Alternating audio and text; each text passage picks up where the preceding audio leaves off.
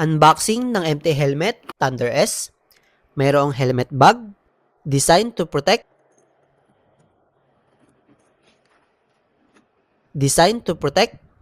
QC pass.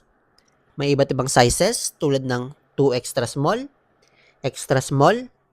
small, medium, large, extra large, at 2 extra large. May clear visor. May sun visor na rin. Pogi, di ba? Ito yung lever ng sun visor.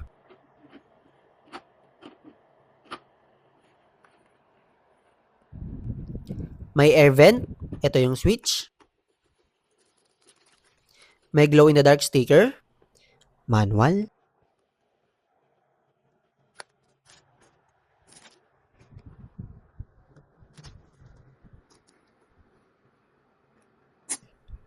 Matibay. Hindi basta-basta matatanggal sa pagkalak. Kaya safe na safe in case of accident. Ito yung loob ng helmet. Thunder 4.